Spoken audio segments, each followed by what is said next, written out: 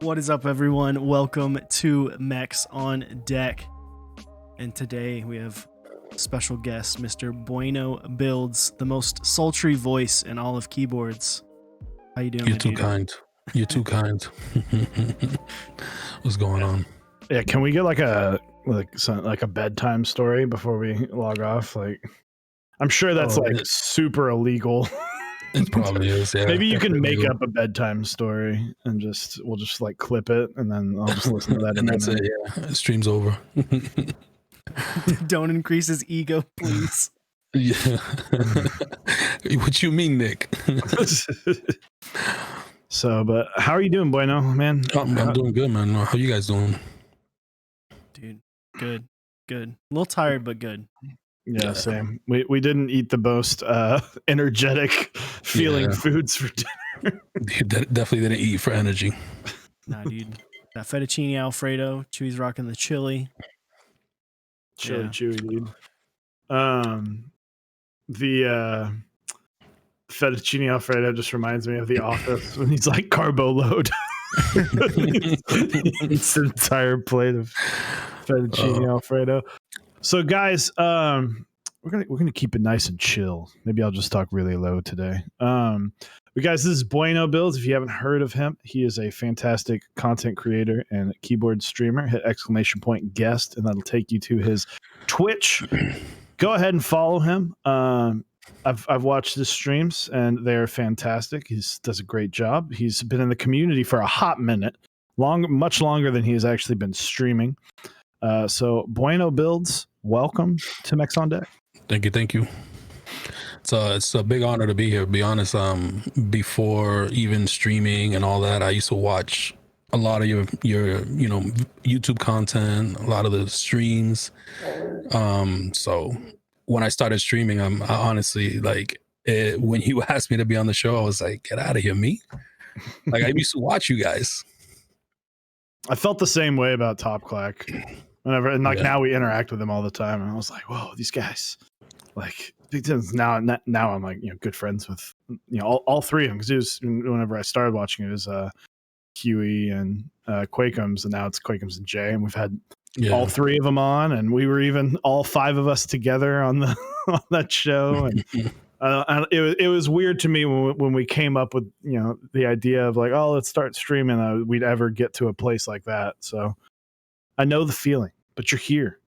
You're here, and I'm in shock. That sultry voice that Nick's Clicks comes for. Yeah, Nick Clicks loves it. He's always there for the voice. The diehard fan. Yeah, I think fans only. The other night when during Basic Builds 24-hour stream, Chewy and I were talking, and we are like, we need to get Bueno on. And I was like, dude, that guy's voice, just like, it makes me just. It's just. Oh, if we ever make a good. keyboard documentary, you're gonna narrate it. I'm gonna narrate it. All right. I actually did narrated Marbles on my stream. I forgot to put the actual like the picture of Marbles, and it was just me and a keyboard, and I narrated the whole Marbles game, but nobody could see it. Somebody probably did clip that. I love it. I'll have to watch that. So quick shout out, guys. If you haven't checked out our awesome sponsors, switchmod.net, Canon Keys, Dixie Mech, and Project Keyboard, as well as our awesome partners Zap Cables, Type Beast, and Smith & Rune. We'll hear more from them later, but thanks to those guys and then thanks for Pigeon SLB for the Twitch Prime sub. So thank you very much. Appreciate that. One last shout out to Basic Builds, who brought us together this past weekend. Basic, what's up, Basic? Yeah, Basic's here too. Yeah. I saw her. I wanna know how she's feeling after the 24-hour stream. I know that was quite a. At the end, she was looking quite rough. She was very ready to finish. I love the early morning check-in. Like the first thing I did, I woke up and I was like, I gotta go check on Basic. I did the same thing. She was still all right. She's still alive. I definitely did the same thing. She's not just out cold on her desk. That's what I want to see on a 24-hour stream. Someone just literally fall asleep. So, and then we got a hype train going. So big shout outs. Pixel Adventurer, thank you for the sub. Streaking Bison, thanks for the 420 bits. Keeb Realtor, thank you for the sub. And Digital Aaron and Manic03, thanks for the follows. Well, I see you, Keeb. I see you. I was holding on the threads at the. I mean, it's tough. It's tough. But yeah, shout out to Basic. And so we usually start this by doing our fast four. It sometimes is very fast. If I scream at you, it'll be really fast. Or it might just be the entire episode. So it could be. Who knows? So starting off, top 4 favorite switches. MX Blacks, H1s, Gateron Black Inks, and Moyu Blacks. Ooh, Moyus, man. Dude, the Moyu Black, it's so good. I feel like people are starting to use it a little bit more. Yeah. But I need to get some. I keep saying that. Every time someone brings it up, I'm like, man, I need to get more Moyu Blacks. I built a Kepler with it probably 2 or 3 months ago now, and I was like, man, it felt great. Yeah. It felt great. The sound they produce is awesome. Guys, if you have Moyu Blacks, PM Osiris or myself, we'll buy them off of you. But yeah, it's sometimes I guess it takes time, I think, for switches to kind of gain some hype out. Like creams weren't this huge fantastic switch right off the bat, right? They were cool, but they didn't have the hype they have now. I feel like inks were the only ones that came in and just destroyed everything, right? They did. They destroyed it for a while. Like inks are the only switches that I can really think of that with no previous build up, it was just like inks are here, and they had like the leaf issue, but even then people are still like, no, fuck it, this switch is amazing. I actually like the ones with the leaf issues better. Really? Yeah, the new batch. I found inconsistency with the molds. They're a lot scratchier. So anytime somebody says they got V1s, I scoop them up. Dang. There you go. It's always a weird situation with the inks, in my opinion, because I'm like, and I think the reason why they popped off so hard at the beginning is because they kind of cannibalized their own market share with just like, hey, you know, Telios, yeah, these are just as good and they're way cheaper and they also look better. Yeah, I love that dark housing. Like Jedi said, all black switches. There it is. All black And everything. Jedi Junior coming up soon with the YouTube channel. So stay tuned for Jedi Yes, Junior. yes. I'm excited to see what she's got. Yeah. But yeah, what's funny is to me, inks were too smooth. I'm like, oh no, nope. Like if a switch is too smooth, I'm like, like nobody was time waiting out. for that. Hold on. I need some scratch in my life. Like, let me get my nail file out and just start buffing. We're not ready for peak smoothness just yet. Yeah, it's funny. Next up in the fast four will be your top 4 favorite key sets. So white on black, minimal, GMK muted, and no, it's not Handerbite. I got Handerbite, but it's not Handerbite. I gotta say 9009 with Greek beige add-on. So big fan You're a of colorful colors. person, man. You know, you got your switches are all black, your caps are black and white. I'm expecting these bright purple boards now, you know, to really liven up this. I mean, you're dressed for the part, though. Yeah, you're dressed for the part. So, next up, speaking of boards, is top 4 favorite boards. Bauer, Iron 165, Jane V2, and my Moon Tower. Oof. Dude, there it is. I still need to spend some time with a Moon Tower. I know some people who've got them, but obviously without meetups, hard. But dude, that board looks so good. It sounds and feels amazing. Dude, that bottom, the weight, like the way that they did it, like totally unnecessary, but like making the weight so big that they have to stretch it around the screws. It's just like that's insane. Not needed, but it's like it just puts it to another level. Like it just looks so cool. Yeah, I'm excited to hopefully try out one of those soon. But last up on the fast, there's gonna be another round, right? Has he come out and said? Mentioned anything? Oh, have to ask him. I do have an honorable mention though. My TGR Alice. I just got it, and I'm getting really big into ergo boards, and yeah, I'm really digging that board. Is that your first Alice style layout? No, I've had Rukia, Nunu. I have an LZ Physics. That's right. I've had Switch Couture. Yeah, I've had a bunch of Alice style. Man, so many TGRs. Little flex, yeah. Okay. Next up will be your top 4 favorite foods.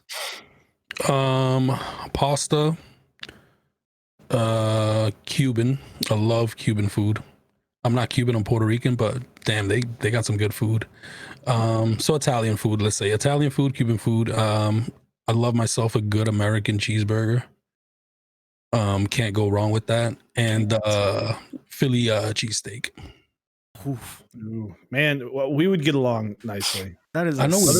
Other than this, throw down pipe key nonsense. You know, I know you got offended about the pipe key, but I think we get along. Outside, we can live with our differences. So Cyrus and I argue about shit all day long. We once spent 3 hours arguing about desk mats, like actually 3 hours nonstop texting about desk mats. We love to argue. It's just like pick a top. I think that's why we work well together, because we're like, you know what? I might not even believe in this, but fuck it. Let's argue. Let's go. It's a good people like a good spar, right? Yeah. So you've been in the hobby actually probably longer than I have, based on what I've listened to on Basic Stream. So how did you get into the hobby? Honestly, just wanting to modify my keyboard. I had don't laugh. I had a Logitech keyboard with Romer G's. Yeah, and top tier switch, baby. Yeah, I know. And I just wanted one day to just modify the board, and I ordered keycaps, not realizing that they didn't fit. This was like early 2017, and they didn't fit the board because of the switches. And I ordered another keyboard. I forgot what it was, and I just started slowly like desoldering like pre-built boards and putting in my own switches. Like when Telios were like the hot thing, I desoldered a Ducky and put Telios in it. Started tuning stabs, and just lurking in the background of Twitch streams and the subreddit. Subreddit was huge.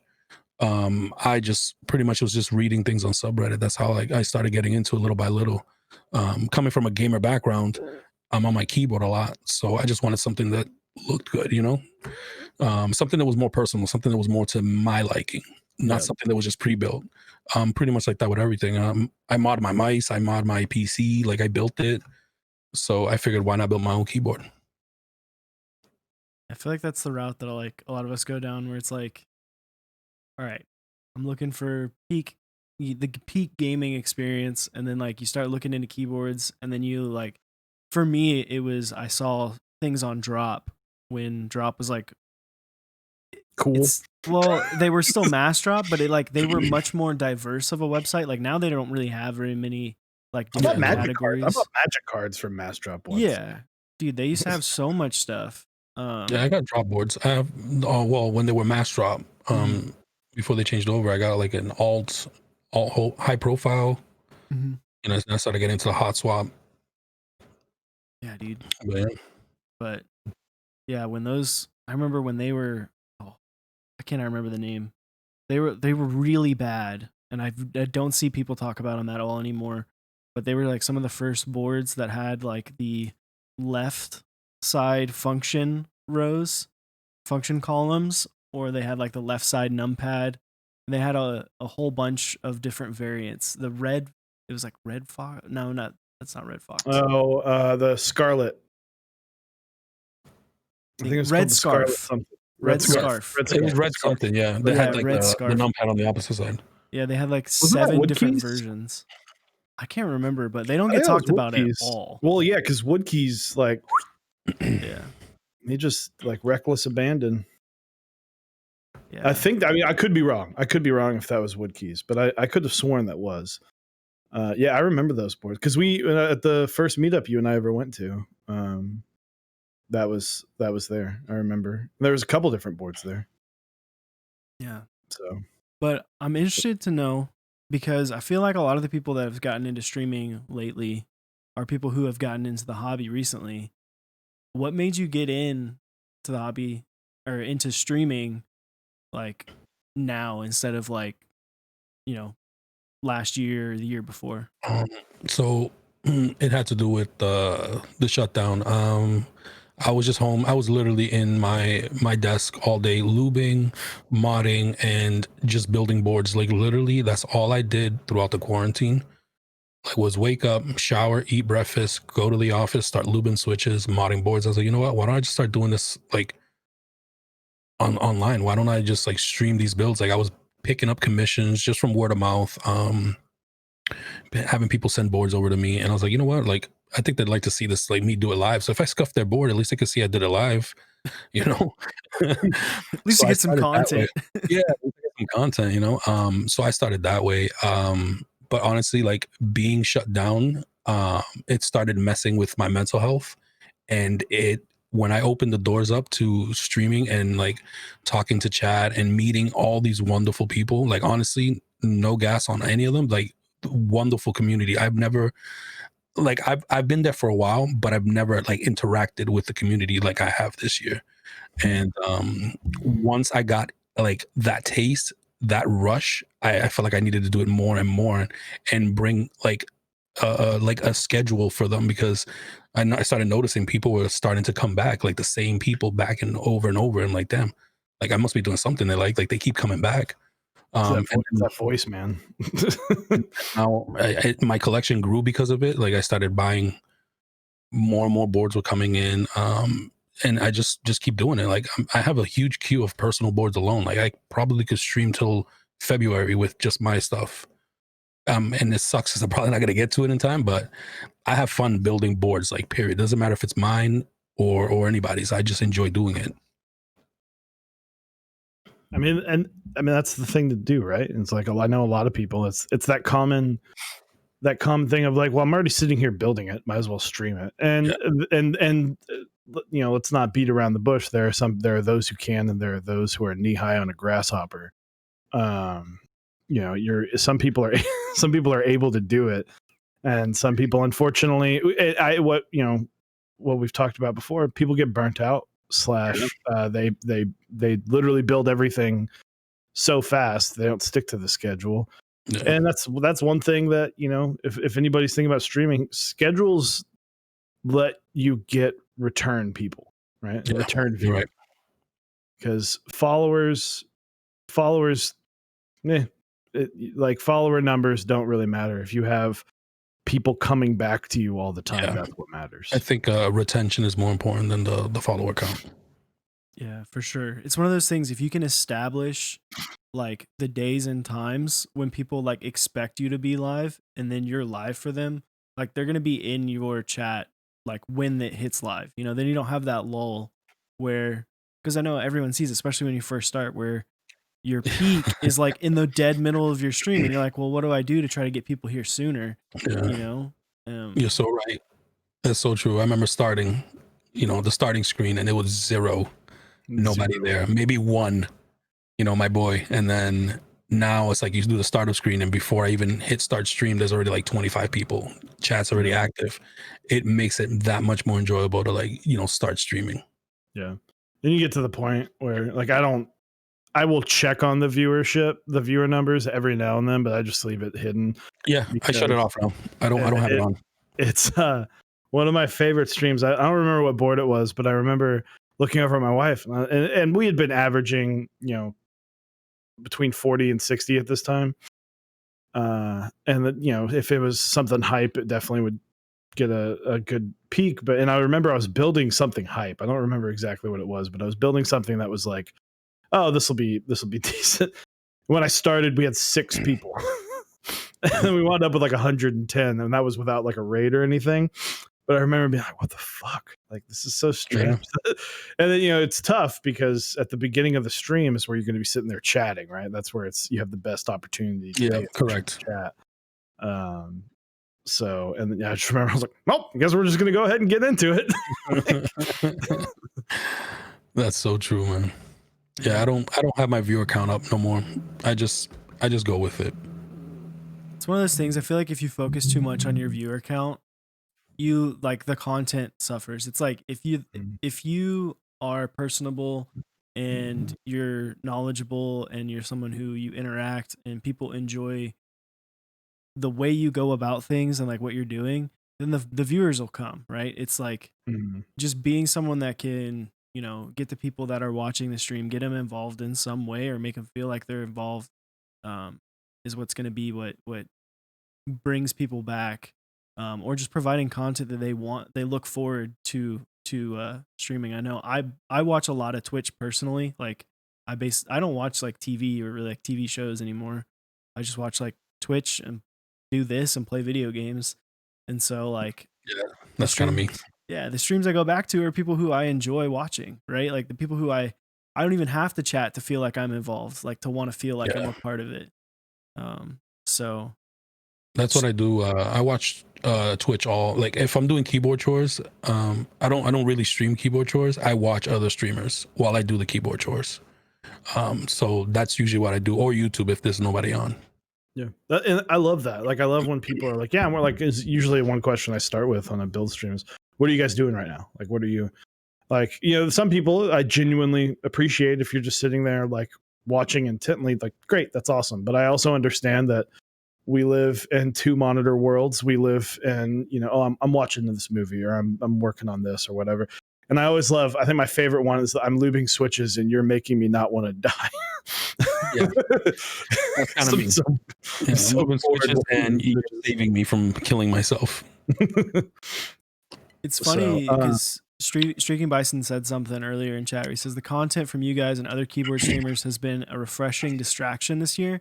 And I feel like not only that, but like the streaming itself has been a huge distraction this year. Like it's that time where it's like, it's something for you to look forward to when you're like stuck at home or like when everything in your weeks go into complete shit, you can just be like, well, I know for us, like I know on Tuesday and Wednesday, I have that where I'm going to get to enjoy and just like take, put the blinders on everything else that's happening in my life and just focus on something that I enjoy, the hobby that makes me happy. Talk about Keebs, man. Yeah.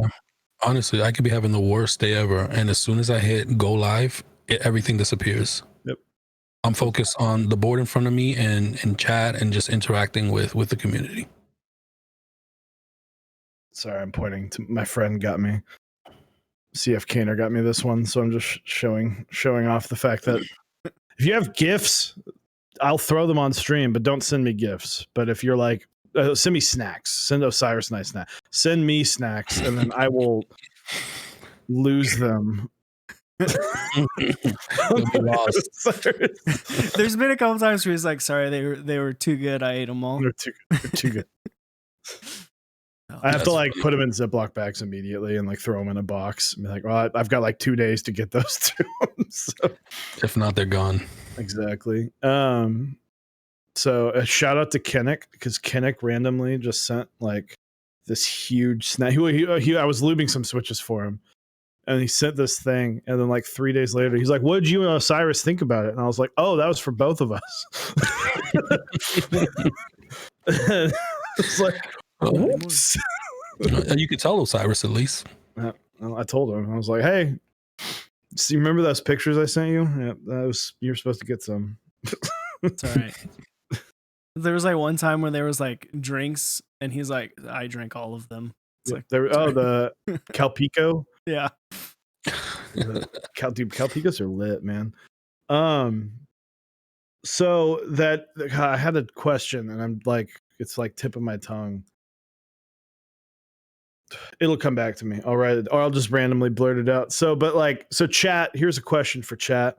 What are you guys doing right now? If you're just watching us, thank you. Appreciate the full Canadian Kit Kats. Those were lit. Those are lit. Dude, there's like, it ruined regular Kit Kats. I don't know, Cyrus. I don't know if you felt the same way, but I was like, yeah, these are so damn good. I got a Rama from somebody in Canada, and they sent me a bunch of candy, and the Canadian Kit Kats ruined it for sure. Oh yeah, I love when like Huey. I think Huey was one of the first people to do it. It's like, don't pay me for lube, just send me something cool. Like, send me like local coffee or local snacks. And I'm like, that's what I want, because that's something I can't get that experience here. $30-$40 or whatever. That's nice and all, but then I can't get, very specific foods from places I would never be able to get. So we have a lot of things happening from people. Yeah, a couple gaming, couple people who's lubing switches. Manico 3 is in class. That's the real one. That might not be the best for your GPA, but you know what? Hey, we appreciate you stopping by. I think it was Ringo Leone sending emails crying. Hope you're doing all right, man. I assume that's Reach out still working. But man, so I'm interested to know, for a man who has the TGRs, the Irons, the Bowers of the world, what are some things that you're looking forward to in the community right now? Like, what are some boards and some sets that you're looking forward to? Daco Mini right now is like the board that's on my radar. Out of all the boards right now, the Daco Mini. Sets right now, the Thing set that Dixie just released. But that's about it. Honestly, I have so much stuff right now that I'm just trying to focus on what's in front of me. As people that know me, I have like over 50 GMK sets. So I think me joining more right now is probably not the best, on top of everything else that I have coming in. I stopped doing a spreadsheet because it hurt me just looking at the numbers. Yep. And I was like, you know what? Spreadsheet's out. Delete it. Never going to look at it again. But I think the keyboard wise, it's got to be the Daco Mini. I didn't get the 180, but hopefully somebody will send me one to build. But I think out of everything right now, I think that's just it. Like honestly, but honestly, I think the biggest thing is a new Switch, not a recolored, like something new, something innovated, like something that's gonna just blow everything out of the water. Like the new like GAT ink to come out. Like I'm waiting for that. Yeah. I mean, I think we all are, right? Like, and what's annoyed me is I think the most hype I've been about a Switch was that Zeal Clicky. And it's not out. No, we haven't seen. Dude, it's not just that it's not out. Like, he put out those teaser videos where he like showed off the stem and stuff, but like we literally have not seen anything since then. It's been like full radio silence from Zeal. Yeah. It's Like, been a long time. Yeah. Like, I don't know what. I'm trying to think. Like last year he did stuff. Well, those were out last year. The videos were in 2019. Yeah. Because there's some of my friends were able to test them at a meetup. So it was just one of those, like, I kind of like, we talked to Key Cult a few months back, and they said we don't like doing things without basically we don't like announcing anything without basically a completed product ready to go. Yeah. And they talked about how the number 3 actually didn't work out, and we were really upset that it didn't work out because we have to go back to the drawing board, and now if we take something different that might upset people, it's like you'd rather show what you're going to get. And I think this is an important thing for don't, if your first proto needs a like unforgivable amount of fixes, you don't sell it off of that. You sell it off of the thing that's closest to it. It's like, the proto, but the ano's a little goofy, or the proto, but the screws are a different color. It's like, that's forgivable, right? Those are the things, but try and put forth as close to what it is, and release it. Go, this is what you're going to be buying, and I think a lot more people will be okay with that and be happy with that. So when you're releasing something, look at this, what we're going to do with this, and then you don't do anything, it's like, well, cool, people are going to forget. You lose that hype train. Yeah. Yeah, we've seen that even happen with key sets. Like, don't be afraid to go back to the drawing board and like kind of redo ideas. I feel like you look at a set like Hammerhead, what was it, mid 2019? Yeah, I remember that. It came out and it was just like kind of a shit show. And then they were like, all right, we're pulling it down. And then it comes back this year and sells like over 1,000 kits. So It does really, really well over on Novel Keys. Like, sometimes I feel like there's been recently and really for a while, there's been like this giant rush where like someone posts an interest check and they want like their item to run in like 2 weeks or like 2 months. And it's like, dude, sometimes things just need some time. Like, give it some time. Some of the best sets were like a year apart before coming into GB. Yeah. So I think them rushing them to get from IC within a month into group buy is, first of all, you need to take criticism on the set. You need to fix the things that need fixing. I've seen a couple of interest checks where I'm like, I don't even know if GMK could even make those like novelties. Yeah.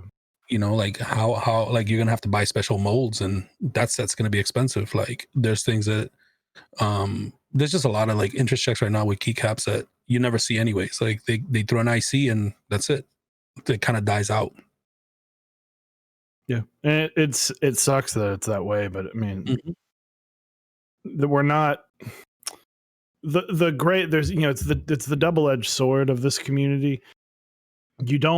You can make really cool things, but the business side, you can be the designer and design great things, but then the business side of things is, well, you have to sell your product, right? You have to get out there. You have to put that, if it's a board, you have to put that in people's hands. If you want it to, if you're sitting there, I've seen a recent group buy, there's like, we're going to sell 800 of these.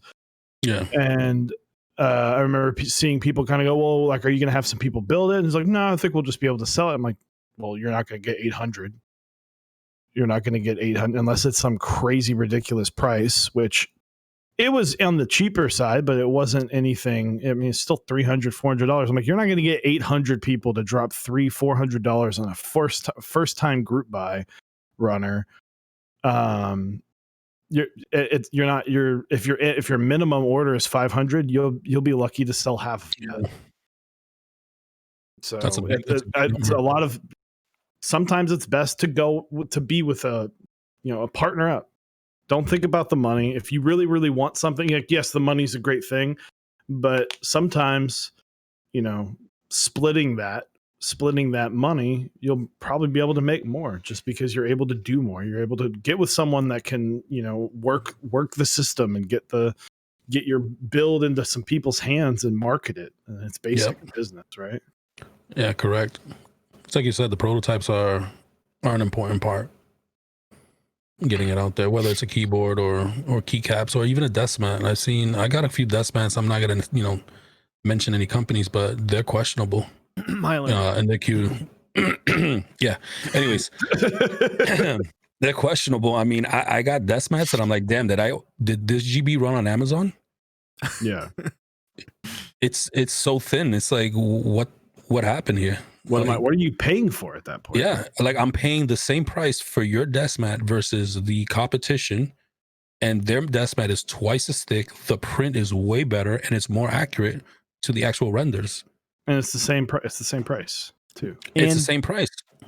And they boast on the website that it's the same manufacturer. It's like, cool, you can say that, but if you're using a different material, it's like it's not even the same. It's like I could agree this is the same manufacturer, but you're using a different material. Exactly. Yeah, it's like I can get a board made at the same place Keycult does, but if I use a different type of aluminum, it's not going to be the same. It's not the same thing, Like this $800 board made of aluminum foil. Yeah, it's just tin. Well, dude, it's like that with the GMMK Pro, and when everyone was talking about it, and people were like, "Oh, this thing's gonna be great," and then you like dig a little bit deeper, and they did that Q&A thing, and it's like, well, yeah, they're using a lower grade aluminum. That's how they're saving money in order to get it at that price. I mean, I called it. I didn't want to say nothing, but I called it. I knew that it wasn't going to be the same type of aluminum. I knew it's going to be watered down. That was like the first question we asked. We're like, what's the actual aluminum, right? Is it the same? Because if it's not, then that would make sense why they're able to get it that cheap. Like, I almost feel like buying one and doing a bend test. Just straight up bend it and see if it bends. Yeah. Zap, what's up, dude? Desk mat anti-render club. Yeah. John's the man. Yeah, I'm interested to see how that board comes out.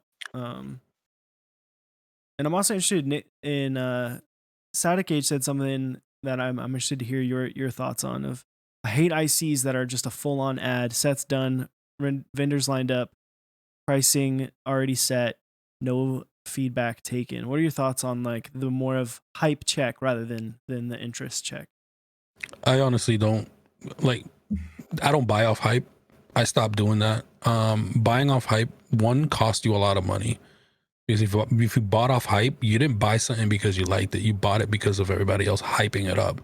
A product that goes into IC that already has vendors, pricing, and everything like that, that's just a red flag to me right off the bat. And most likely I won't join that type of IC or group buy. I like to see an interest check that has chapters in their process, like interest check, an update to the renders, fix on the novelties. We changed Pantones. We did this. Yes, we listened to everybody. We went with mod icons instead of the text icons. We went with Hangul kits separate. Like, that's what you want to see. You don't want to see like, yeah, this is a set, deal with it.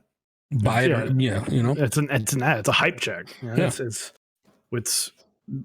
I get the understanding. Like round twos don't need ICs, in my opinion. Round twos just need an announcement. Hey, that's all it needs. Like Modern Dolch sold fine. It's gonna that set's gonna sell itself. Now they added a couple extra things to it, but Dixie didn't. He didn't need to do an IC. If he did, I don't know if it was actually him or if it was Yanglad that did it.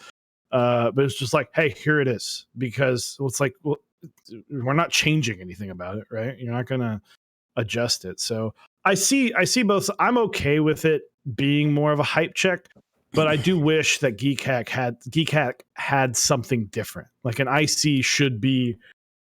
ICs have changed significantly, and there should be like, hey, this is confirmed pre-group buy. We're just not there yet. And then I see of like, hey, let's work, I need help on this. Like that it would be nice if there's two, but Geek Hack hasn't changed since fucking 1994, so it's not changing now. Yeah. I think it's interesting too because I feel like some situations don't necessarily need as much of like the like original IC thought process. Like designers that have been doing it for a long time where it's like this is like they're like they already know kind of how they're going to get it done. But I think there's always like one of those things where it's like if enough people are yelling at you about changing something, you should maybe take that into consideration at least. Like have some sort of a form. Like even if you've got everything all figured out already, like put a Google form on there so people can, say what they want. And if you've got like 300 responses that are all saying the same thing, like maybe you take a gander at it and see how it works. Exactly. Yeah. It's like fix it, It's probably worth looking into if that many people are talking about it. So I think some people, and that's the other thing that I see, the other edge of the double-edged sword. People have a hard time understanding. People have a hard time giving constructive criticism, and people have a hard time taking constructive criticism. Because some people are like, "Fuck you, I hate this." Cool, you didn't need to waste your time on sending that message. Like, Correct. If you don't like it, if it's not for you, it's not for you. But the counter into that is if someone's like, "Hey, this is really good, but I think these colors, maybe you could tweak it just a smidge," and then people go, "Are you saying you don't like it? You say I'm not good at color matching or whatever?" And it's like, it's a thin line because when people's egos are on the line, I guess at that point, with this one person you don't know behind a keyboard, it can get tricky and salty. And then of course you have on top of all of that the people where if it's remotely close to something else, then now you've offended them on another personal level and a financial attack on them. Yeah. And to me, I'm under the impression of if someone did it better, tough shit. Like I get it, it's your baby, and nobody wants somebody else to call their baby ugly. But if they're saying it in a nice way, like that guy that says your set sucks, then yeah, that guy's a dick. But if you get the person that's giving you honestly good honest feedback, don't take it in the wrong way. Probably apply it. It might make that set turn into the set of the year. Maybe that one tweak in that shade or that Pantone will blow that set like right out of the water. But sometimes I don't know, sometimes these designers, they don't want to hear that. Not all of them. I think a lot of them do good in taking criticism, but there is a lot of intro checks out there that you can see that a lot of people are responding in the same way of one specific thing, and it kind of goes into like a GB status, and it's the same. It was never fixed or changed, Mm-hmm. Yeah. And I think there's a lot of times with a designer, like just like Chewy was saying, where they react like real poorly as well. Like they can't take criticism. It's like, dude, okay, like if you don't want to try that, just like ignore it.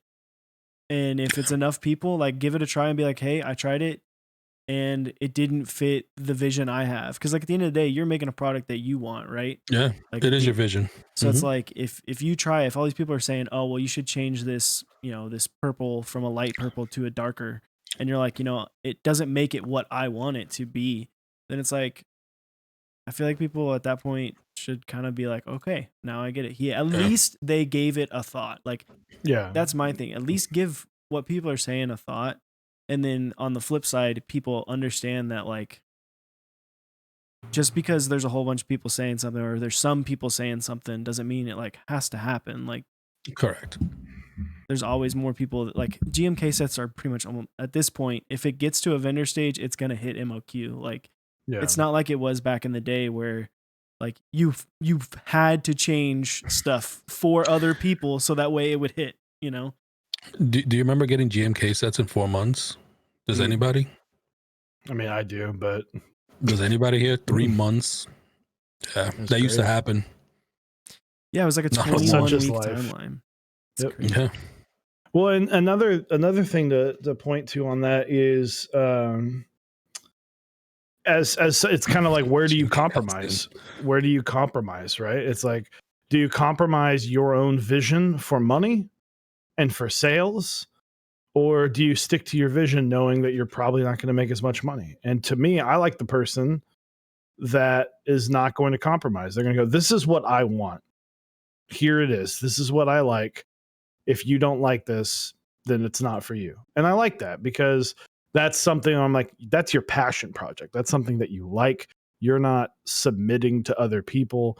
And I'm like, I might get that just because I was like, to me, it's like, you almost force yourself to like it more because you're like, okay, I respect that. I respect that you're one. Now, if it comes to kitting and all that, the stuff where it's not really designer, that might be, it's like that I can understand where people are like, hey, I don't, hey, I'd rather you have the numpad kit and the base kit, or hey, XYZ. But like the fact that Olivia stuck to her guns on round 1 about the pink space bar, I was like, fucking respect.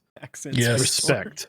Yeah. That pink space, the accent space bar was in the base kit. And I was like, mad respect, because you wanted it that way. That was your vision. People were very against it. And you basically held up your middle fingers and said, this is what I want. So respect. That's true. So, do you remember when Olivia sold 350 base kits? Yeah, I did. I was one of those 350 people. I'm sad. Or 350 sales, I should say, because there was only like 300 actual kits. Yeah, there wasn't many extras, right? There was like less than 70 extras, right? Yep. It was something crazy low. I went for extras. I didn't get it. Yeah, me neither. Hooligan 605 asks, what do you think it would take for the community to move away from Geek Hack into something more modern? I think everyone can agree Geek Hack is a pain in the ass.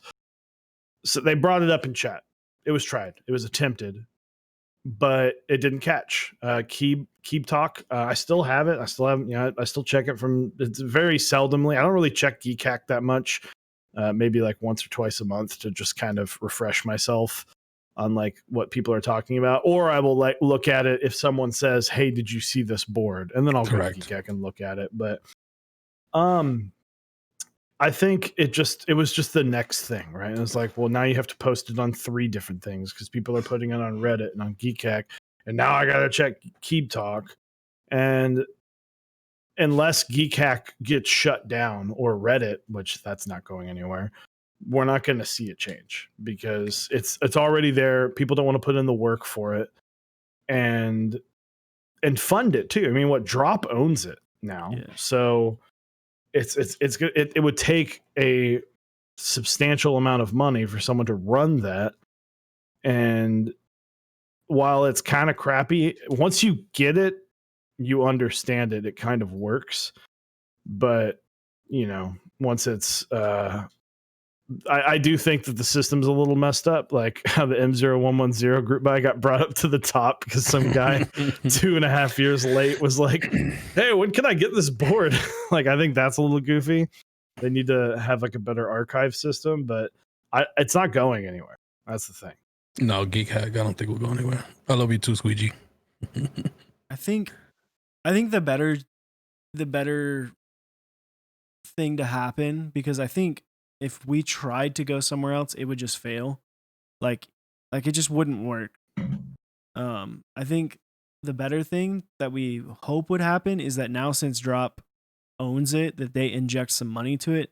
And like, as the community grows and it becomes more profitable, they are like, okay, well, maybe let's spend some time and money and update Geek Hack and make Geek Hack itself a more pleasurable experience and add more features to it. Like, the old school forum thing is like, I think it's still kind of okay, but things like the fact that there's not like better ways to organize it sucks. Like the fact that, like Chewy said, completed group buys just stay in the group buys thing.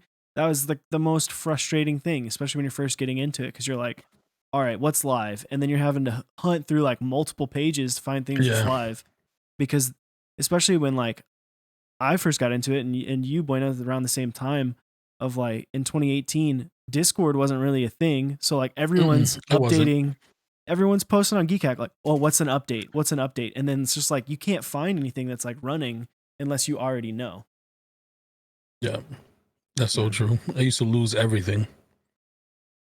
I remember having to, you're like scrolling to like page 3, and you're like, fuck, nothing's still not there. Yeah, not there. You're like on page 9, like where the hell is it? The thing is that I think we're creatures of habit, and that's kind of like where Geek Hack follows. Like people are just used to that, and I think they just accept it. Mm-hmm. Well, I also think like it's kind of weird. So how are you going to popularize it, right? Like you need the people that people watch. Like let's put this in perspective, all right? Teja Types averages anywhere between 500 to 1800, depending on what he's doing, what he's building. Sometimes it's more if he's on the front page or whatever. Let's call it 2000. That's overshooting slightly for an average stream. That's, what we have 750,000 people on Reddit. Yeah, easily. So just doing some quick maths, that's 0.002% of the community is watching Teja. Mind you, that's not, Apiary, Odos, Mentorly, us, Top Clack, Lightning, Bueno. These are incredibly small numbers. Yeah. To get a forum to move would be incredibly hard. And a lot of that's with people like Osiris and myself. We're not these diehard forum users anymore. You go on Discord and people post everything that happens on Geek Hack is posted in Discords. Yep. So if we're really talking, Geek Hack moved to Discord. It's just you just have to be in 45 different Discords to really get the understanding. The other piece is that so for someone to create something that's better, that's more intuitive than Geek Hack, there has to be profitability there. And I don't know of a way that would work where it's not a ton of ads, which, let's be real, most of us are tech-oriented people and we run an ad blocker. So they're not going to do that. What they'll do is they'll force you to pay money to post an IC or to post a group buy in order to fund the site, in order for it to actually like make money to do upkeep and maintenance if you want to have something that's like readily updated. Whereas like Geek Hack, it just like it kind of exists and it can be its own self-sustaining thing. Like they don't have to do anything to it. They've got community run mods that take care of everything, that look at it, and they look at it religiously because they have for like 5 years. And they might get something sweet out of, or I don't know anymore, but we're probably getting things kind of friends and family options and group buys and stuff. But there's really no way to like make a Geek Hack forum style thing like profitable unless you've got like people in the community that just want to do it for fun, right? Yeah. And Starstone said, yeah, Teja's on the board, the keep top, and doesn't use it. I mean, makes sense. Like, if I was Teja and I was doing this full time, all right, if I have free time, I'm not going on. I already don't go on Geek Hack and Reddit in my free time. I have like dedicated keyboard research time. And I love talking in our Discord, and I'll talk about keyboards, whenever. So like Thursdays are the only day that I kind of like stay away from keyboards because I've talked about it for 2 days. And then I'll get off the stream and I'll talk to my wife about it for like an hour. And she's like, okay, that's cool. But like, let's talk about something that's not keyboards. Oh, you get an hour. So there you go. But I know Teja doesn't spend free time looking at keyboard stuff. That's what he does. I don't, I work in education. When I go home, I'm not looking up YouTube videos on the latest and greatest teaching things. I'm going to keyboards, and then now that keyboards is kind of like my semi part-time job, I'm looking at other things. I look at photography. I watch movies. I watch TV shows and other things, and sneaker world. I have other things that I do. So that makes 100% sense that Teja would not go on there.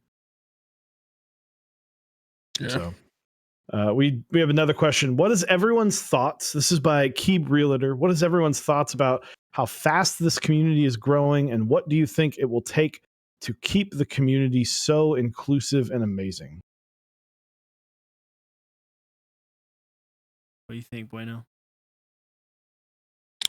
Honestly, in the direction it's going right now, at the pace that it's moving, as long as the community stays intact and it's like this niche hobby, because it's a niche hobby, as long as it doesn't get consumed by the big companies and all that, because honestly I think that'll take the whole fun out of it for me personally. I like the chase, I like the hunt.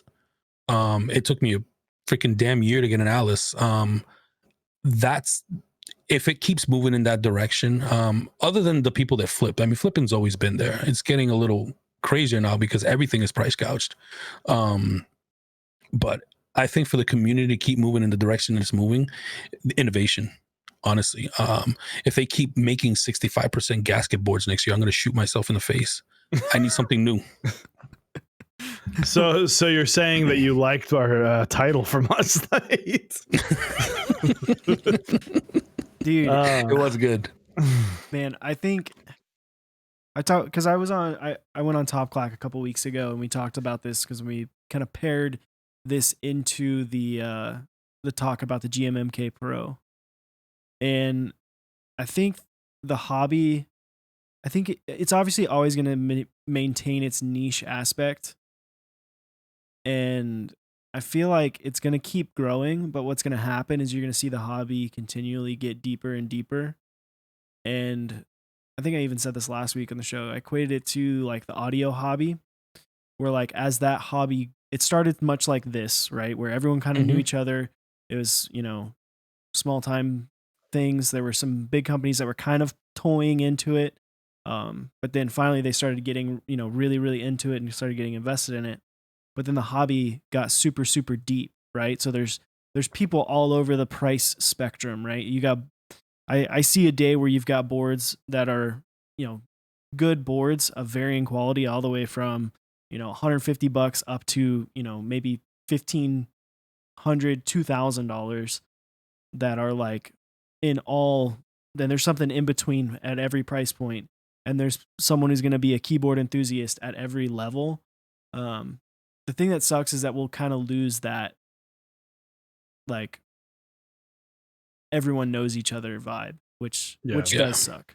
But it's already happening too, right? It is. Yeah. I mean, it is. Yeah, I think as it grows, Cyrus and I have very similar thoughts. I mean, really, just to touch on all of that is, I don't see like we're always going to have hype boards, but we need to have if we want the hobby to grow, two things need to happen. We need capital to support the demand, which is something that we are very much struggling with right now. And we need to support the people that are actively growing the hobby right now. If you want it to grow in the way of group buy style boards and boards that we're seeing, and you want it to not be GMMK Pro, if you're against the GMMK Pro and you think that's hurting, then you need to support these companies that are releasing stuff like the NK65, the Kara, the Bauer Light, these cheaper boards that are going to be.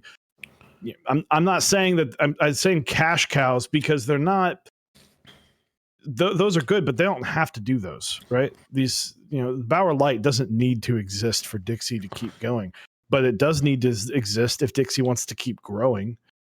And we need to grow these vendors to be, bigger and better so that they can do more. I'm sure that if given a huge amount of capital, they'd actually be able to do a lot more and release a lot more things. But until then, we have what we have, and we need to support those people because, all it's going to take is one huge company to come in and start throwing around fuck off money and really, adjust the course of the mechanical keyboard hobby, right? And GMMK Pro, that's like a teaser to what something like fucking Razer could do, right? Or something Corsair could do. Like that's a trickle compared to Corsair's been buying up niche companies like for the past couple of years. Like, did anyone expect them to get in the full custom loop market for PCs? No, did they? Yeah. Did they buy Elgato? Yeah. Like they bought Scuff Gaming. Like Yeah, they're eating up a lot of the niche. So like Corsair could come in. We talked about this a couple months ago. Every vendor has a price. Everybody has a price. Every single person has a price. Companies like Corsair that have their feet in everything. You can have, outside of literally like the CPU, outside of an Intel CPU and graphics card, everything you own could be Corsair. I'm not saying that's a bad thing. I have Corsair products. Like their RAM is very nice and aggressively priced. But Corsair, what's to stopping them from going, maybe we want to dip our toes. Maybe we just want to buy you and go, you can't do anything under your brand. We're going to do it, but you're going to work for us now. Also, here's enough money for your great grandchildren to retire. who you give your money to right now is like kind of like super pivotal for the community. Like I've always said it, and we've always said it here on the channel, of like supporting the people who are in it for the love of keyboards and not just to like make money are the people that are going to keep the community growing and try to keep some aspect of the community. That's true. So Hooligan also asks, at what point of the growth do you think the community will stop respecting supporting a vendor?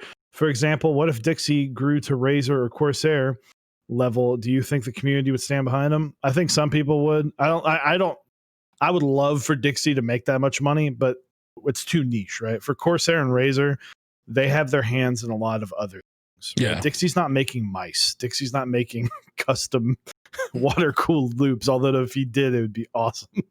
But they're going to be haters. The bigger the vendor gets, the more I've seen people that are like, he's too big now, so I hate him. I'm like, you hate him because he's too big, because he got too successful. It's like, yeah, he's not what he used to be. It's like, not like I miss what Novel Keys used to be. It's like Novel Keys used to sell switches, and it was impossible to get switches from them. Yeah, I remember those days. Out of stock. Every box switch out there was out of stock. Out of stock. I couldn't get a box Jade for the life of me. In 5 minutes, that was when there was like 15,000 people in the community. Now there's like 750,000. Yeah. Yeah, I think, man, I feel like it's also one of those things, if like a vendor was to get that big, like say Dixie did, there's also like for me, it's also like, dude, that's one of the boys. Like, I'm happy for him, Yeah, proud. Like if Dixie and his wife are still in control of it and they're making like fuck you money, like they actually have got the yacht, and Project Keyboard 159's got the yacht right next to him, that I'm like, that's the boys. They made it. Correct. You did. Correct. And plus, at the same time, like Corsair and Razer, they're going after the gaming community, not the keyboard community. We're nowhere near the size of the gaming community. And neither of those, any of those they're not going to come. They're going to just make their own thing for 10 times cheaper. Correct. They might like take a gander at, this community is kind of big, they kind of do what GMMK did and go, let's check off some boxes based on what these people are doing. But, and I don't want to make it sound like I'm shitting on the GMMK Pro. I honestly, I have nothing against it, because the people that have something against it, I'm like, well, it's not for you.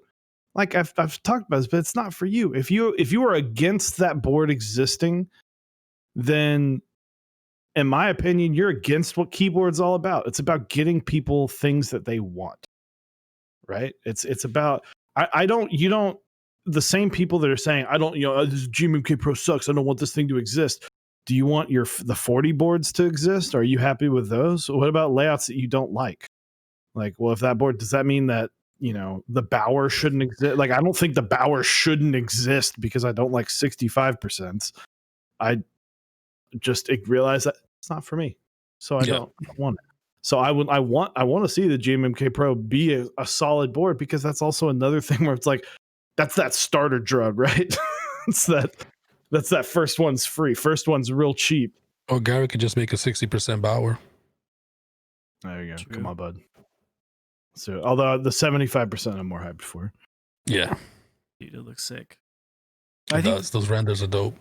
I think the interesting thing will be how does the GMMK Pro, like not what our release day numbers, not what's first week numbers, but what are 6 month from now numbers? What's the longevity of the purchases for that? Because like they're probably taking a loss or they're making like very little right now on that. And they're thinking more of like the Amazon route of like we're gonna do volume rather than, high margin at first, which is like not something that keyboards like customs really do. You see it kind of with like the NK65 where they front a bunch of money to get the actual like molds made. Like if you don't know, people in chat, doing injection molded plastic, it's very expensive to get those molds made. It's thousands upon thousands of dollars. I doubt Mike has made his money back yet. He probably has. With the last GBs, maybe, yeah. With the random Frank P and the milkshake. What was the other one? The milkshake. Yeah, he's probably now. He's getting there. He still has to deliver those boards. Correct. So they're not even delivered yet, but yeah. And I know he's gonna. I mean, he's been teasing I think the Olivia one. If he hasn't, the Olivia one will probably push him over. Yeah, the Olivia one's gonna break the bank for him. It's gonna be. Yeah. Whenever that board gets shipped, every single human on Reddit is gonna post that board. Yep. You'll know when it ships because Reddit will just be that board. But Olivia board. But that's the thing, though. Is the GMMK Pro 6 months from now still going to be a viable option for people? Because that's what's going to be. That's what big companies are going to look at to see, do we want to get in here? Because they're not in it for, the way the community functions, where it's like a board every 2 months or every 3 months. They're in it for, we release a model a year, maybe. Or those models last for like 5 years. Like, I mean, how long has the damn K65 been out? Yeah. That's been off for a long time. But the thing is with the GMMK that Pro that brings up a red flag for me is, how's the QC gonna be on that board? Like, are people gonna get like jagged edges?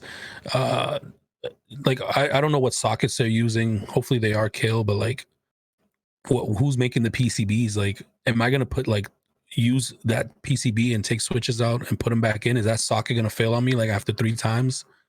Like, those are the things that like I'm interested in seeing down the road, as honestly, well as like this is a like. Yeah. I'll be honest. I've used some great hot swap boards. Sometimes you can do everything you can. I've used. I've got the what's it called? Not the ANSI, but the other one, the hot swap version of the ANSI. Instant 60. Instant 60. I've seen the Rama PCBs do the exact same thing. I've had other hot swap PCBs. It's a breakable piece, right? Correct. It's not a perfect thing. It's never going to be you unless the PCB costs a lot of money.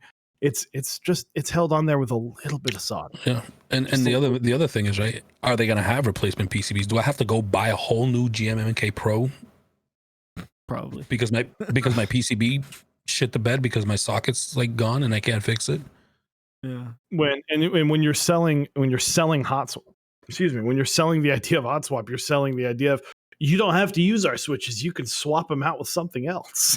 Yeah. Just come back and buy our board again. Whatever. Yeah, correct. Well, the other piece too is like, what are the, like, I know they said it's like a pour on like material for the gaskets, but like, how's that going to hold up to compression over time? Is it going to be one of those things when you open it up, is it going to spring back or is it just going to hold? Because like, if it's just holding and it's not actually like flexing with the pressure of the board, then like you're not actually getting a gasket. It's just like there's no point at that point to like actually do. Or over time, you're gonna wind up just pushing your PCB away. Yeah, yep. You're gonna flex it, and then you're gonna start going, why are my modifiers not working properly? That's it. That's the meme from Star Wars. We will watch your career with great interest. That's how I feel about it. Like I'm not getting one. I want it to succeed. Like I genuinely want it to succeed. I want it to be a solid board. I want people to be happy with it, but I'm not holding my breath. And for those who are getting it, I hope the best. I say buy a switch tester. It almost is just like not a meme. It used to be a meme. Now I just kind of say it because it's what I've always said. But like honestly, if you're a first time buyer and you're sitting there on your K65 or a rubber dome board or something, and you're wanting to go, I want to take the dip, get a switch tester and treat that as a soldered build, because the worst thing you can do is fuck that PCB up, and then you're now having to go, well, I have to figure out how to get this fixed. Yeah. I mean, somebody did bring up a good point with their mice. They had the cable issue where it was crimped inside the packaging, and they did send out replacement cables, but a cable versus a PCB are two different things. I mean, I'm pretty sure that the cost on a PCB versus a cable, for them to just be sending out PCBs every time somebody puts in a ticket, especially at the margin, if they're probably not making a big profit on this board, how many times are they going to send out these replacement parts? If in fact there is any warranty on your board, like how far does that warranty reach? If the socket breaks, does the warranty cover it? But I think, yeah, they do bring up a good point. They did, in fact, send people replacement cables. If you had a issue with your mouse and you could prove it, yeah, they did ship one. I was one of them. They sent me out a replacement cable as soon as I showed them a video of the mouse not working. But what if they say that you broke the PCB because you put the switch in incorrect? Now you're stuck. So film yourself putting the board together. Yeah. Basically. Yeah. Do it live. Just stream it. Okay, we'll do it live. Speaking of cables, I just dropped my mouse. All I want is the Model D to come out in wireless. They're like, they got that, and I know it's going to, because the wireless Model O or Model O or O, what I guess it's just the O. Yeah, Model O, yeah. Model O released. I'm sure that's going to sell extremely well because all of their mice sell extremely well. I cannot wait for that to go wireless. Yeah. Because boy, howdy, do I fucking hate cables. My Model O shipped, so that should be here soon. I'm excited for that one.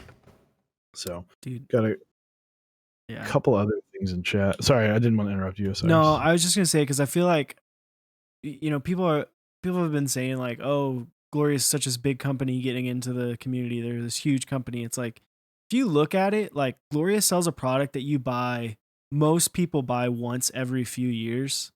Whereas like, if you look at like the numbers, like Novel Keys is selling, like people are spending the equivalent of what people buy mice for, like multiple times a month. Like Glorious really isn't that big of a company. Like I wouldn't imagine that their overall like revenue sheet is that much larger than something like a Novel Keys. Like I'm sure it's bigger, but it's not like fuck you level. Like they're not pulling in hundreds of millions of dollars a year. The people up top are sitting comfy, but they're not, doing like ice luges of cognac while they just throw money off the side of their yacht. Like they're cool, but it's like, what do they do? Well, they started as a desk mat, and they're like, well, what's the next step? Let's make cool mice. Yeah. That are hype mice. And now, I mean, they're kind of they're kind of just like, hey, what's hype? Let's do that too. Yeah. Well, their margins are nuts. Yeah. So like, I get it. I can't imagine they have a whole lot of people working anything other. I'm sure 80% of the people that work for them are warehouse people. Yeah. Static Age brings up a good point. They do have they have hot swap PCBs, the GMMK hot swap boards. So I've never had one, so I don't know how they hold up. I don't know if anybody in chat. They didn't have the 5 pins, so I never bought it. So I mean, it is, you're gonna have now a different PCB that's gonna accept a lot more switches, which means that you're gonna most likely switch out a lot more than a PCB that has 3 pins. Mm-hmm. You're limited unless you're clipping legs, which you shouldn't. But if you do, you're limited to that board. 3-pin switches versus a 5-pin. You're open to the market now.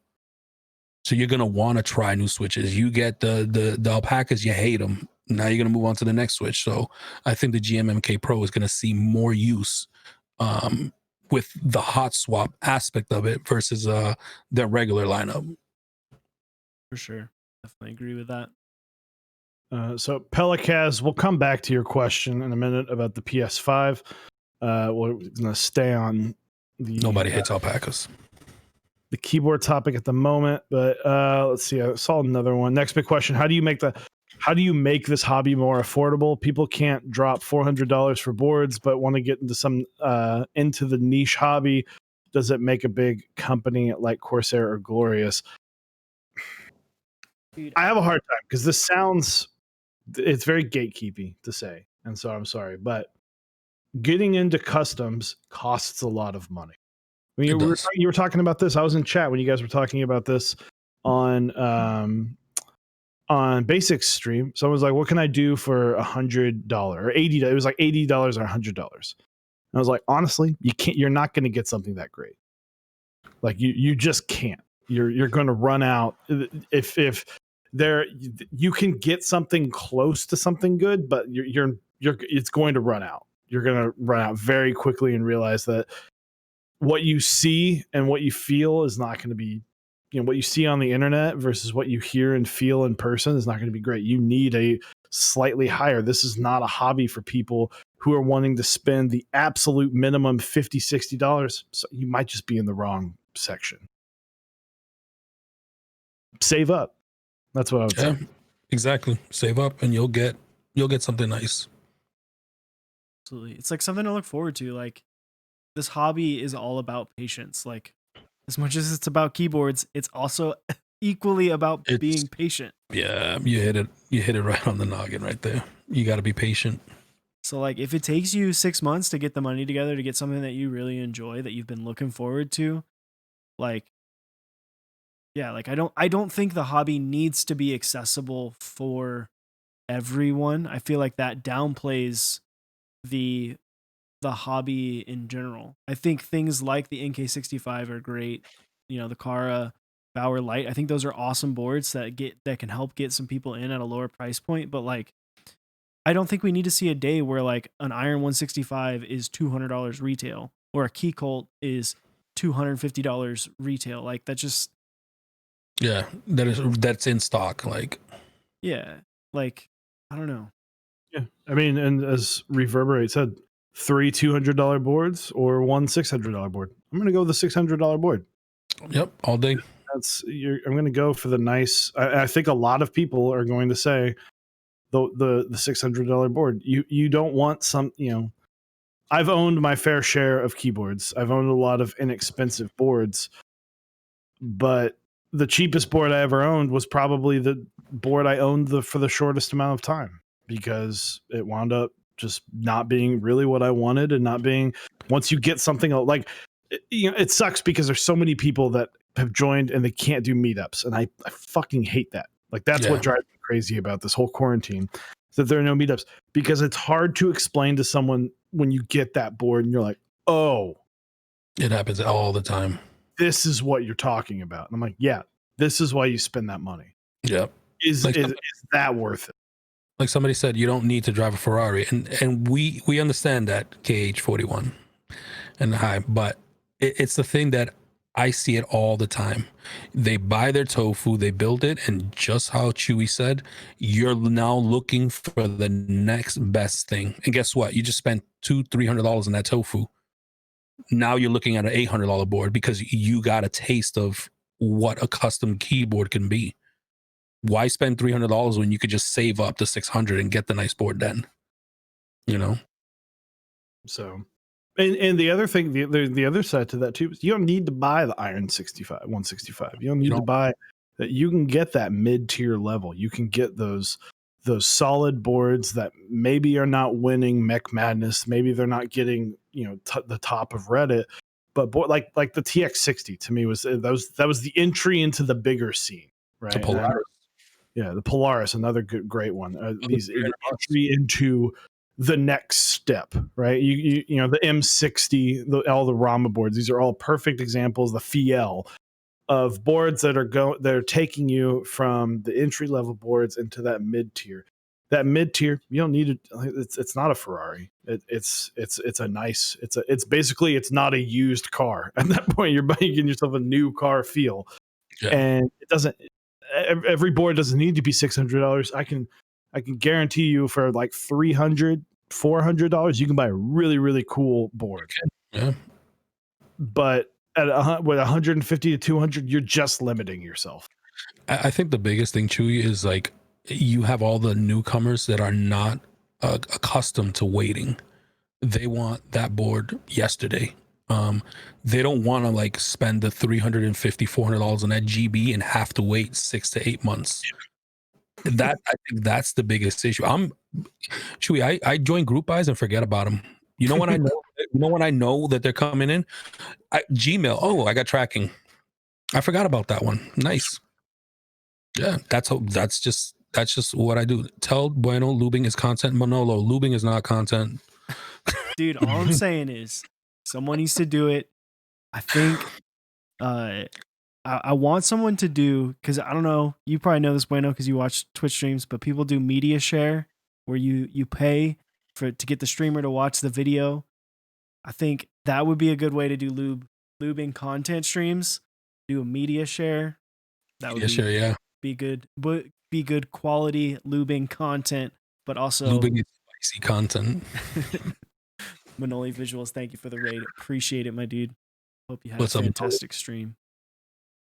Yeah. Also, I don't know if we'd Starstone, Ryukuchi, and thank you guys for the subs at 14 and 5 months respectively, and thank you for all the new followers.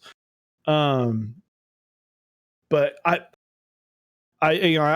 one company that I really hope explodes soon and is able to just push out a bunch of stuff is Mechanisk. I think Mechanisk is god tier, mid tier.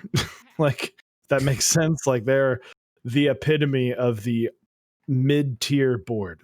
The getting a board for, you know what, shipping and all that, probably Fiel run you about 360 to 400 depending on what you get, and caps and switches attack on another 150. Yeah, that's still close to $500, but you are not going to be unhappy with a Fiel. Like even the Clipper T, like can't you get a whole like Clipper T bundle for like $200 something?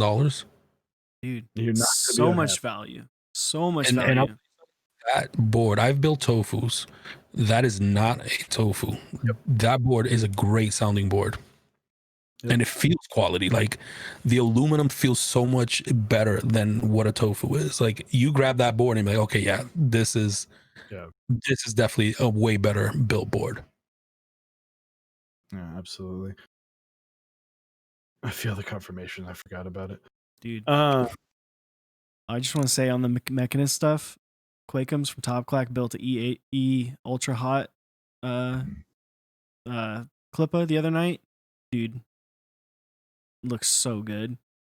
Like, is that the red? Yeah, the red. Dude, it just looks fire. It looks so good. Speaking of Ferraris. Yeah, so I don't like color. I like red boards.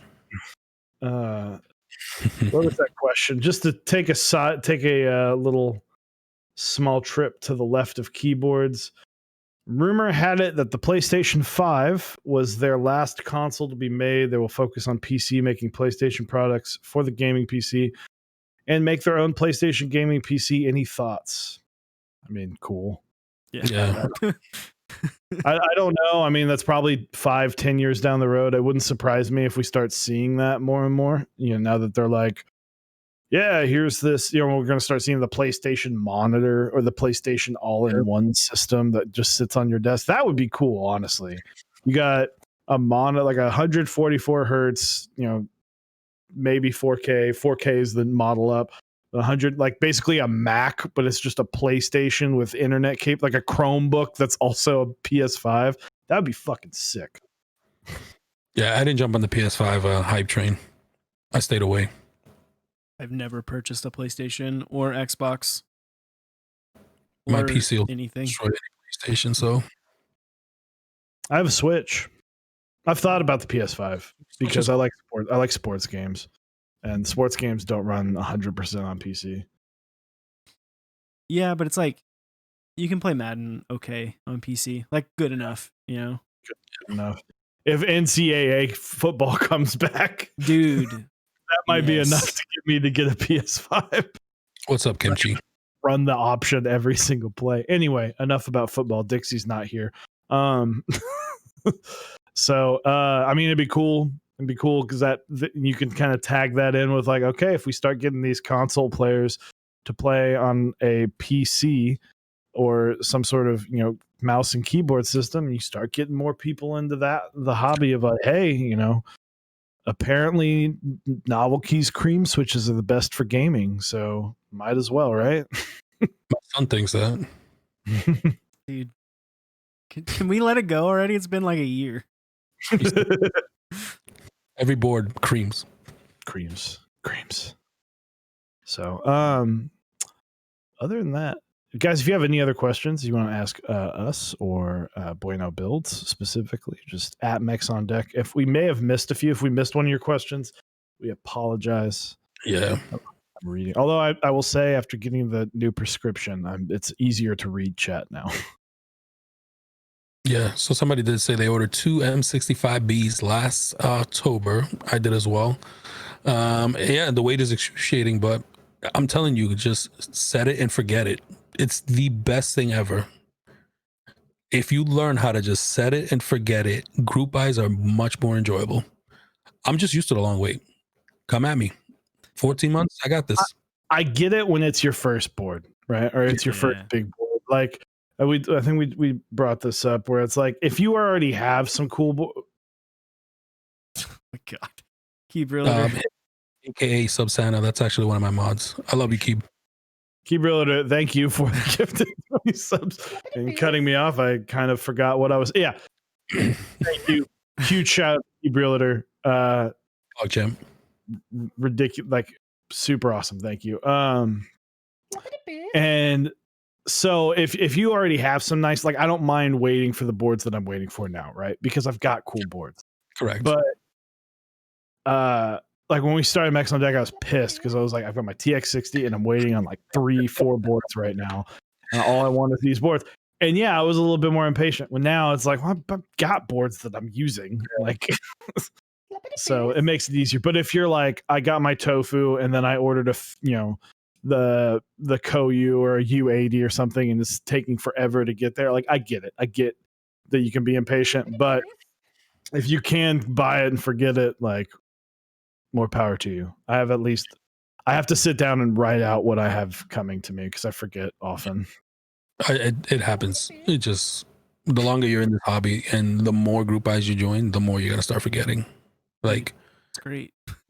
Literally, my Space 65 showed up today. I wasn't even tracking it. It just showed up. Oh, great. Nice. Just like, oh yeah, I forgot about that one. Dude, that's how it is, man. It's great. Dude, Juan Wonton, thank you for the 5 gifted, man. Holy crap. Hell yeah. So Yeffy asks, please ask Bueno how he grows his exquisite beard. Usually I wake up and start with a little bit of Crytox 105. It's good. It definitely softens up the beard. That's the route you want to go with. Definitely 105. Can confirm, right? Yeah, confirmed. Easy. That was what's in the next question was from Kimchi, was what beard oil do you use, if any? 105. There it is. I don't use beard oil. I will do it if I can. I do. All jokes aside, my wife makes my beard oil. She has a bunch of like natural coconut oil and grapeseed oil and, well, I don't know, girl oils that she uses, and she just mixes it in a bottle, and that's my beard oil. It's actually better than any store-bought shelf oil that I've ever tried. So that's what I usually put in my beard. Anything that she makes me. I think it's oil. I hope it is. You just trust her at that point. You're just like, she's like, yeah, use this. It's oily, so I guess. Bueno's beard oil. Yeah. There it is. I should do that. Dude, when do we start seeing Keeb streamers having Really? like tangential products. For You real. know? Reynolds beard oil. Dude, you got YouTubers that got their own coffee. When is Teja coming out with his own like sneaker line? Listen, I don't know what brand brush this is. Use this brush. Need to get a Mex on deck. I probably couldn't sell something chewy. I'd get just sued into That out same of- brush just for your logo. Yeah, just need to get this. I'll just buy a bunch of these and slap a sticker on it and say, "Look." Just resin cast it. God, and put some switches on the back when you're brushing. It's a switch tester brush. It's easy. Boom. Multi-use. Key Colt gonna get beard oil game soon. I would not surprise me, honestly. What's Not if funny? Talking. They don't have. Oh, good.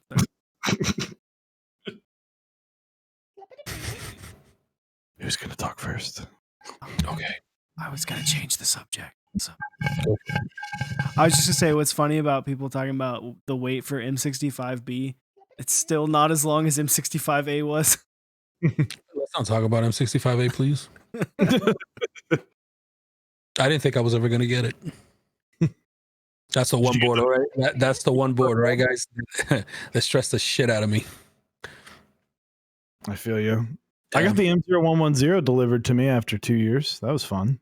It's not mine. I haven't done the group immediately- that lasted 2 years. Yet.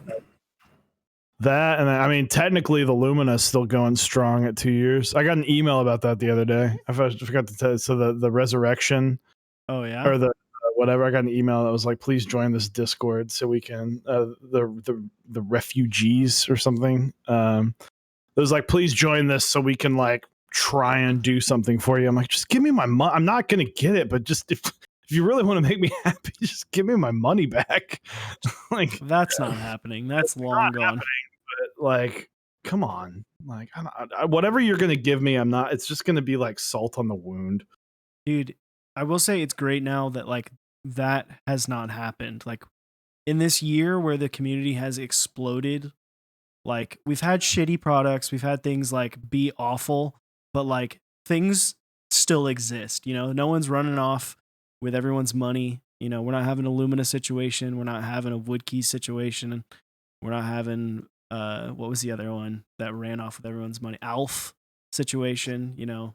Things people are taking other people's money. Alf didn't really run off with money. They were just selling fake.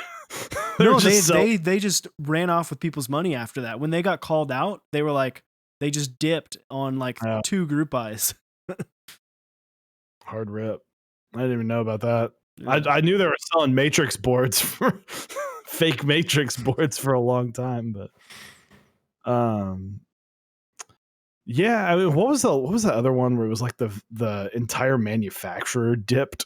That was Alf. That was Alf. Oh, yeah, I thought company, but then the manu dipped on Alf. No, they were the company and the manu. Like it was like a one-stop shop because they were supposed to do a whole bunch of prototypes for people. And yeah. And out of the ashes rise Salvin. The coolest CNCer in the game. So let's see. Let's see if there are any other questions. I guess C3 ran away earlier this year. Ish, yeah. Yeah. That was awkward. Maybe that's what I was thinking of. Because I remember it was more recent than the Alf thing. Because it was just like awkward. Because it didn't like affect anything. It didn't really affect people like too much. It just delayed stuff. But after Trey Mount, Top Mount Jedi Jr. asks, what would you all recommend as the next mounting style someone should try next in their keyboard journey in a perfect world where other mounting systems would be easily available? I think Trey Top, the next one, honestly, is Gasket, right? Like we all own Gasket boards. I think that's the reasonable. If you're able to get your hands on one, that's the reasonable choice. I remember for a hot minute there, I was kind of just waiting for a Gasket board to own because my wife has one. I listened to it. It sounds amazing. Osiris has a couple, and I was just kind of like, I want one for the sound. I want one. I'm not going to say that my Key Colt is head and shoulders above other boards that I own, but I like it. like having one. Gasket's nice. Yeah, for sure. Especially because like sandwich mount, like true sandwich mount, doesn't exist anymore. So it's like kind of, it's really like the only other option other than like weird other like stuff like the Yeah, thermal. It's the only board that like Dollingers, right? Dollingers are the only true sandwich mounts now. What's the other? Their TKL version, the Dolphin. Yeah. Yeah, those are like the only real true sandwich mount boards that are still running. You know, they still do buys on them. I think the Dollinger just ran the PC version. That's a weird looking board. Those sides are Yeah. strange. That and the moon. Yeah, The moon ran again, which is blast from the past. Yeah. Yeah, absolutely. I always get confused because I always think sandwich mount and burger mount are very similar, right? It just depends on where the plate sits inside the board versus next to the board. Because technically, because from my experience, I've always heard that burger mount basically means you can see the plate from the outside, where a sandwich mount means, is with the O-rings. Yeah, Top mount with O-rings is burger.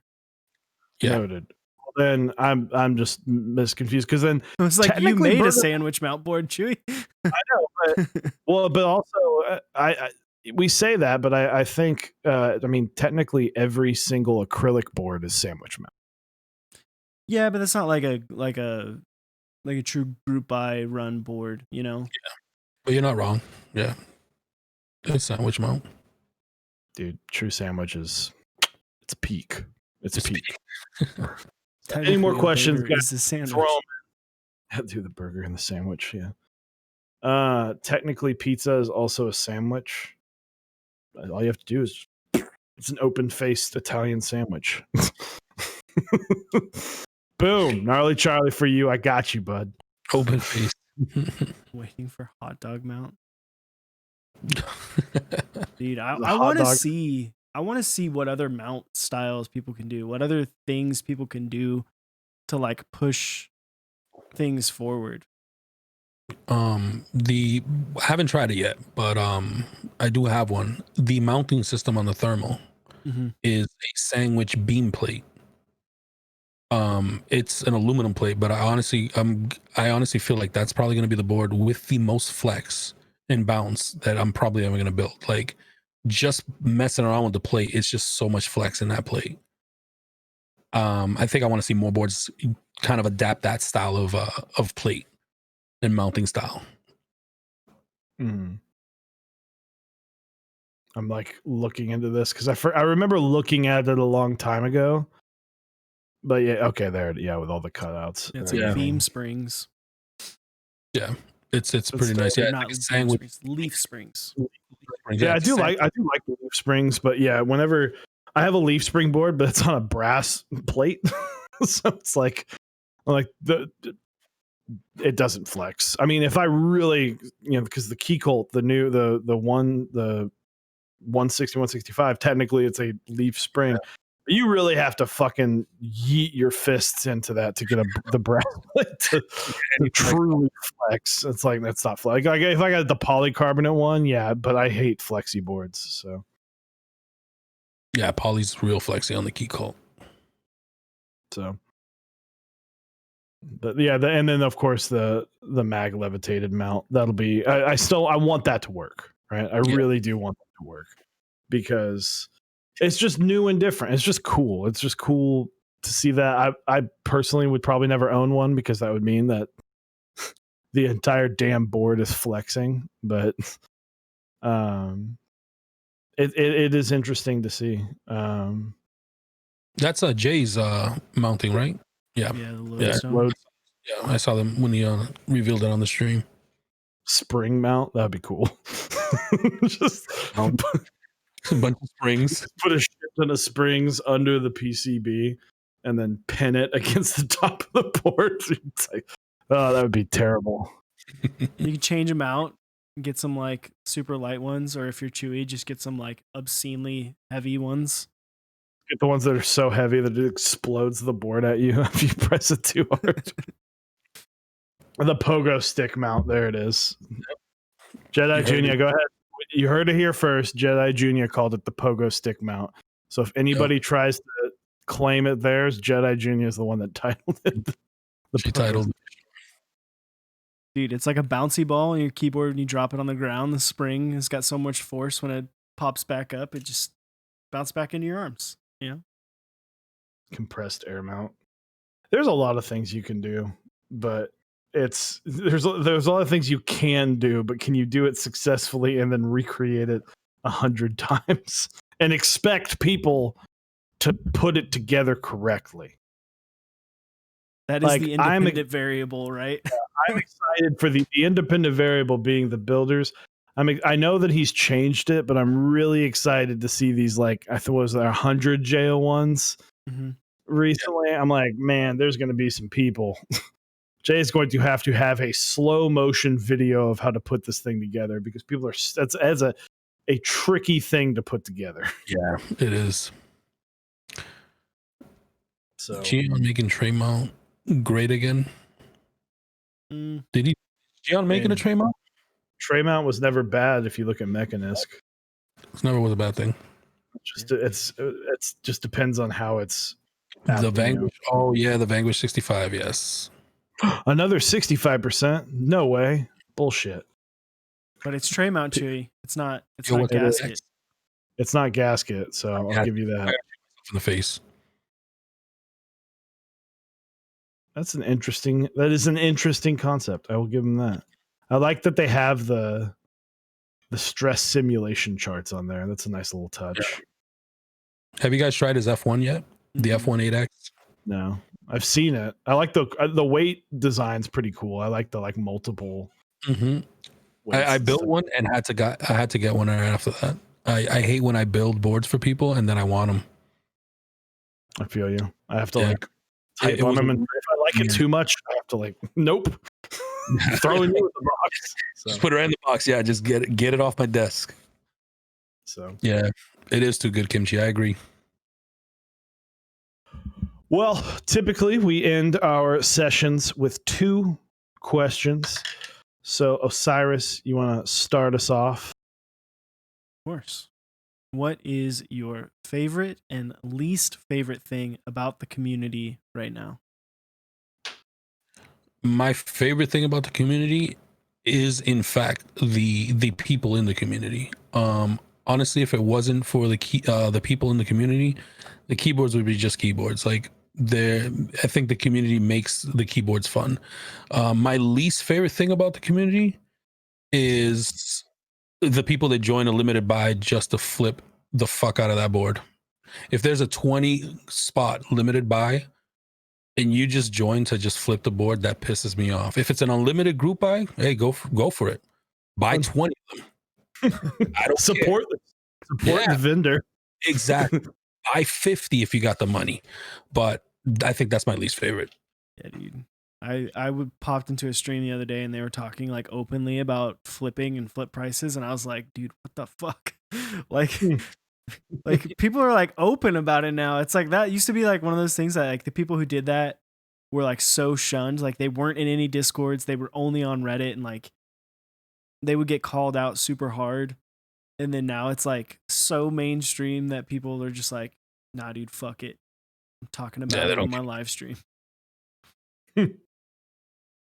God. Anyway. And then last question from us is Office or Parks and Rec? Office. There it is. I didn't even have to think of that. What was that? A trick question? Man, shots fired. I like it, dude. I like it. One of the only questions that the other sales guy at the job that I just recently got in my interview, the only question he asked me was, "Who's your favorite character from The Office?" Come on, Bueno, what's wrong with flipping? Love it. So, guys, if you do have any more questions, we'll be happy to answer. Just at Mex on Deck. But Mex on Deck would not be at where it is today without the help of some awesome sponsors like switchmod.net/Mex on Deck for 4% off your order. Go ahead and click that link. They got some cool stuff in stock and some group buys coming up, so be sure to check that out. mexondeck.dixiemech.com to check out Dixie Mech. The GMK Think Caps are out right now. It's a nice, very cool, dark set. Kind of goes with the old Think boards. Yep. But it's also just a cool looking set. It's also just a very clean looking set. So if you're looking for something like that, they also have lots of desk mats in stock right now. So check that out. You can go to mexondeck.project.link. There's not a whole lot going on Project keyboards at the moment. They did just wrap up a group buy, but be sure to stay tuned for future group buys. Also, a lot of times he'll put pre-orders up for keycap sets on there. So be sure to check that out. And then lastly, canonkeys.com/mexondeck for GMK Hallyu. Lots of cool desk mats on there. PCBs. I know they're selling PCBs right now, the ANSI 60 V2. As well as some MOV switches are on there and some lube. So if you need their, Canon Keys turned into that one-stop shop, which I like to see. So, and then we have some other people that Osiris will tell you about. Absolutely. Got our partners. Get yourself some of the best cables in the business over at zapcables.com. They also run some cool desk mats, and they got some new DIY kits over there. If you like the old school telephone vibes, you can get a DIY kit in that now. And then Type Beast, go to typebia.st, sign up for their newsletter, best newsletter in the business. Just released their most recent issue a few days back. And then Smith and Rune, smithrune.com. They just ran the Iron 180, but they're going to be getting their merch and stuff back in. And you're going to want to stay tuned because they've been very open about the fact that they are going to continue running boards until people don't want to buy said boards anymore. So definitely, bookmark that website and stay up to date on what they're doing, because they might just be like, hey, we're going to run a Iron 165 again this month, or we're going to run Iron 180. And you know what? They've got the Plum Iron 180 raffle coming up soon. So be on the lookout for that. Hell yeah. And sweatpants. Sweatpants are comfy, and it's sweatpants season. It is sweatpants season. Sweatpants season. You think keyboard streamers streaming jeans? Fuck that. No, sweatpants all day long. Yeah, shorts. Yeah, dude, basketball shorts. Let's go. For days. It is sweatpants year. You know what? That might be the most accurate statement I've ever heard on Mex on Deck. Sweatpants year. So, didn't see too many, but Bueno Builds, thank you guys. Hit exclamation point guest. Check out the stream. What are you doing next? When can we find you? Where can we find you? Tomorrow I will be streaming 8:30 Eastern, 7:30 correct time. I'm doing a Mode 80 build with a poly plate. I think it might be the first Mode 80 build with a poly carbonate plate with some MOS switches. That'll be tomorrow at 8:30 Eastern. Hell yeah. And what are you doing, Osiris? What are you doing here in the next couple days? Saturday, I'm following right along with the trend of the week. I'm using I'm going to be doing a Mode 80 as well. I have a polycarbonate plate. I might tune in and see how it sounds and kind of weigh my options, because I got the aluminum and the poly. But I will be doing mine with some Novel Keys cream switches, aka the best gaming switch on the planet. But I'm going to do some mixture of some keycap sets. I haven't decided what I'm going to do, but I think I'm going to do something fun. I'm going to mix some things up, because you know what? It gets boring sometimes just putting the same thing on. I put 9s on every single board ever. Dude, but it looks good. That's the thing. So, well, Bueno, thank you very much for coming on the show. Really appreciate you coming on, as well as bringing us that amazing voice of yours. I'm always happy to always come back. Yeah, hell yeah, dude. So yeah, please. This is not the. I feel like I've said this about a lot of our guests recently. Not the last time you're going to come on. I've been enjoying. We had a while where we're bringing back people.